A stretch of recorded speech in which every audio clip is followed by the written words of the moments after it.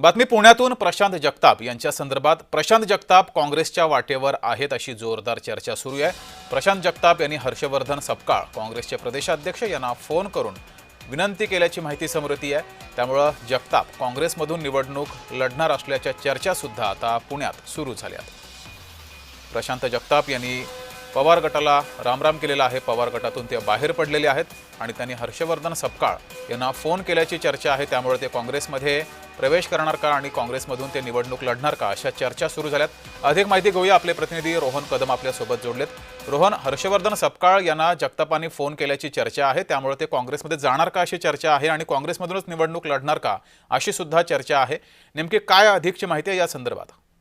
जगदीश, खरं तर स्वाभिमानाच्या मुद्द्यावरती काल प्रशांत जगताप यांनी राष्ट्रवादी काँग्रेस पक्ष शरद पवार पक्षाच्या शहराध्यक्ष पदाचा आणि प्राथमिक सदस्यत्वाचा जो आहे तो राजीनामा दिलेला पाहायला मिळाला आणि त्यानंतर आज रात्रीपर्यंत प्रशांत जगताप मुंबईमध्येच ठाण मांडून बसलेले पाहायला मिळत आहेत। खरं तर रात्रीतच त्यांना काँग्रेसचे प्रदेशाध्यक्ष हर्षवर्धन सपकाळ यांच्यासोबत संपर्क त्यांनी साधलेला होता आणि त्या माध्यमातून काँग्रेस प्रवेशावरचं मोठं चित्र जे आहे ते आज सकाळपर्यंत आपल्याला पाहायला मिळेल अशी प्रकारची शक्यता होती, परंतु अद्याप त्यांचा प्रवेश जो आहे तो झालेला नाहीये।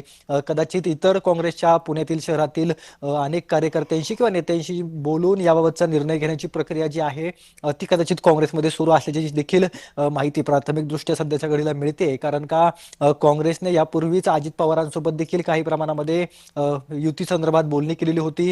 स्वतः अजित पवार यांनी सतेज म्हणजे बंटी पाटलांना देखील फोन करून एकत्र लढण्याची मागणी किंवा विनंती जी आहे ती केलेली होती आणि त्यानंतर या सगळ्यांवरती चर्चा सुरू होती। परंतु अजित पवारांसोबत जायचं नाही याच कारणामुळे राष्ट्रवादीसोबत प्रशांत जगताप यांनी फारकत घेतलेली होती आणि पुन्हा जर का काँग्रेस अजित पवारांसोबत गेली तर आपले अडचण नको व्हायला म्हणून हा शब्द जो आहे तो प्रशांत जगताप त्यांच्याकडून घेतोय की मी तुमच्या बरोबर येईल, मी तुमच्या सोबत येईल, तयार आहे, परंतु तुम्ही एकत्र निवडणूक लढली नाही पाहिजे, आपण महाविकास आघाडी म्हणून एकत्र लढूयात।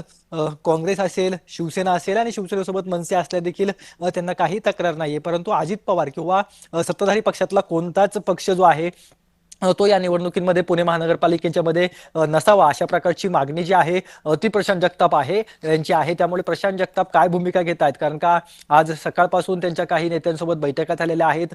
काँग्रेसच्या वरिष्ठ पातळीवरचे जे नेते आहेत त्या नेत्यांकडून प्रशांत जगताप यांना ग्रीन सिग्नल दिलेला आहे। प्रशांत जगताप यांना ते पक्षामध्ये घेण्यास इच्छुक आहेत, कारण का प्रशांत जगतापांचं जे केडर त्यांनी उभं केलंय मागील काही दिवसांपासून, साधारणतः अजित पवारांनी जी फारकत घेतलेली होती त्या दिवसापासून प्रशांत जगताप जे आहेत ते शरद पवारांसोबत एकनिष्ठ राहिलेले होते आणि अजित पवारांच्या राष्ट्रवादीपेक्षा मोठी ताकद जी आहे ती शरद पवारांच्या राष्ट्रवादी प्रशांत जगताप यांनी पुण्यामध्ये कमवून दाखवलेली होती। रोहन, जर प्रशांत जगताप काँग्रेसमध्ये गेले तर पवार गटासमोर ते किती मोठं आव्हान उभं करू शकतात? पवार गटाचं किती नुकसान ते पुणे महानगरपालिकेमध्ये करू शकतात?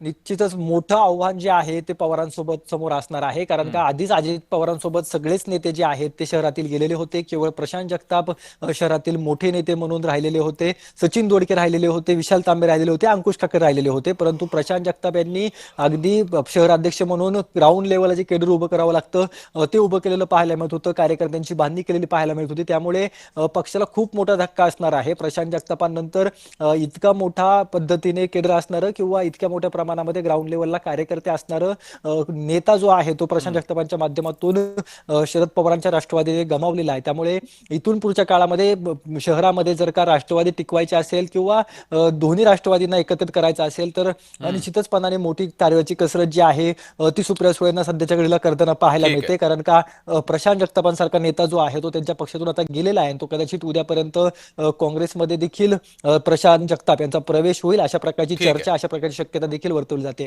रोहन, धन्यवाद दिलेल्या या माहितीबद्दल।